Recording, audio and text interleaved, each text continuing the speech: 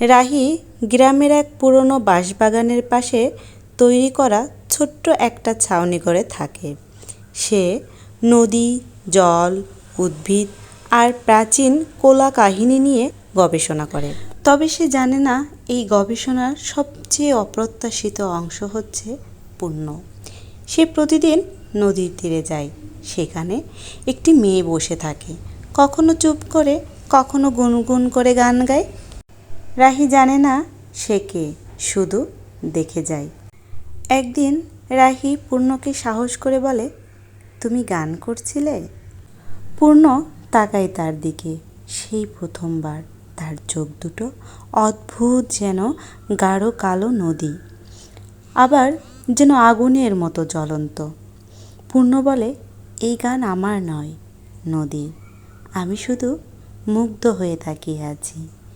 গান আসলে জলের বুক থেকে আসে। রাহি মুগ্ধ হয়ে শোনে। এই মেয়ে যেন সময়ের বাইরের কেউ।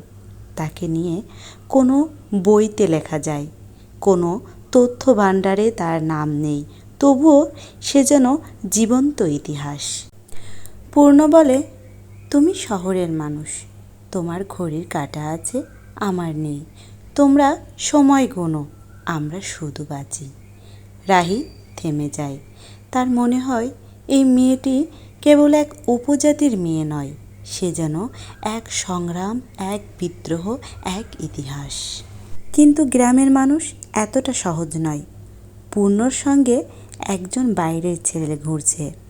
সবাই কানাঘুষা করছে। পুরোহিত বলে, বাইরের রক্ত, ভেতরের নদীর পবিত্রতা থাকে না। পূর্ণ বাবা চুপ থাকে, কিন্তু তার চোখে কষ্ট জমে। পূর্ণ জানে এই পথ সহজ নয়, কিন্তু সে নিজেকে একটু পিছিয়ে নেয়। রাতে চাঁদের আলো, সেই নদীর পাড়ে বসে থাকে। তার মনে হয় নদীটা যেমন নিজেকে বদলায় না, তেমন সেও বদলায় না। রাহি আসে, নীরব। রাহি আসে, কিন্তু নীরব। হাত বাড়িয়ে দেয় পূর্ণার দিকে।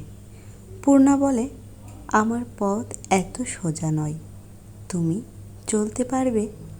রাহি বলে, তোমার পাশে থাকাটাই আমার যাত্রা।